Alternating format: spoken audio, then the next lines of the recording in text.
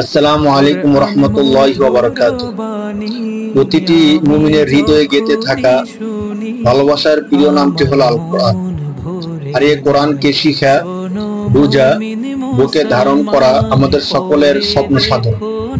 এই মহান স্বপ্নকে বাস্তবে রূপ দিতে আমরা নিয়ে এসেছি আপনাদের বহু কাঙ্ক্ষিত সবার জন্য কোরআন শিক্ষা সিরিজ। আর সত্যিকার অর্থে এই সবার জন্য কোরআন শিক্ষা সিরিজটি সকলের জন্য উপকারী, কারণ সহজ সরল প্রাঞ্জল ভাষায় এই সিরিজটি সকলের জন্য উপযোগী করে সাজানো হয়েছে। আর এই সিরিজে আমরা গুরুত্বপূর্ণ তিনটা বিষয়কে প্রাধান্য দেব। 1. কোরআন শরীফের বিশুদ্ধ তেলাওয়াত। 2. কোরআন শরীফের সহজ সরল তাফসীর। 3.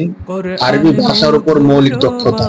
আর এই তিনটি বিষয়কে প্রাধান্য দেওয়ার কারণ আমরা জানি কোরআন শরীফকে বিশুদ্ধভাবে তেলাওয়াত করা আমাদের সকলের জন্য জরুরি, কারণ বিশুদ্ধ তেলাওয়াত ছাড়া নামাজ শুদ্ধ হয় না। নামাজ যদি অশুদ্ধ হয় তাহলে আমাদের জীবনের অনেক নেক কাজ নষ্ট হয়ে যায়। তাই কোরআনকে আমাদের বিশুদ্ধ করা দরকার। তো হাদিসের মধ্যে আসছে রুব্বা ক্বারিইন ইয়াকরাউল কোরআন ওয়া ইয়ালআন, এমন অনেক কোরআন তেলাওয়াতকারী আছে যারা কোরআন তেলাওয়াত করে কিন্তু কোরআন তাদেরকে অভিশাপ করে ভুল তেলাওয়াত করার কারণে। তাই আমাদেরকে কোরআন তেলাওয়াত শুদ্ধ করা অত্যন্ত জরুরি। দ্বিতীয়ত, কোরআন শরীফের সহজ তরজমা তাফসীর শিখাও আমাদের জন্য গুরুত্বপূর্ণ, কারণ আমরা সেই ছোট থেকে কোরআন শরীফ শুনি, বুঝি, কিন্তু আল্লাহ তাআলা এই কোরআনের মাধ্যমে আমাদেরকে কি মেসেজ দিতে চাচ্ছেন, কি বলতে চাচ্ছেন তা আমরা বুঝতে পারি না।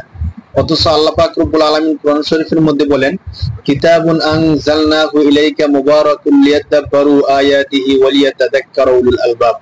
আমি বরকতময় একটা কিতাব নাজিল করেছি যাতে তারা এর আয়াত নিয়ে চিন্তা ভাবনা করে এবং জ্ঞানীরা উপদেশ গ্রহণ করে। আমরা যদি অনুবাদ তরজমা না জানি তাহলে কিভাবে তা থেকে উপদেশ গ্রহণ করব আর চিন্তা ভাবনা করব কি করে? আর এক আয়াতের মধ্যে আল্লাহ তাআলা বলেন, আফালা ইয়াতাদাব্বারুনাল কোরআন আম আলা কুলুবিন আকফালুহা।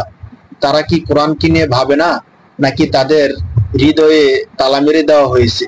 কত কঠিন ভাষায় আল্লাহ বললেন।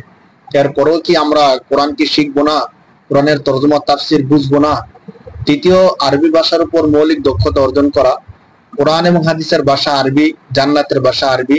এই ভাষার উপর যদি আমরা মৌলিক দক্ষতা অর্জন করতে পারি, কোরআন হাদিসের আলোচনা শুনলে অথবা কোন একটা হাদিস শুনলে তার মর্মার্থ আমরা বুঝে যাব।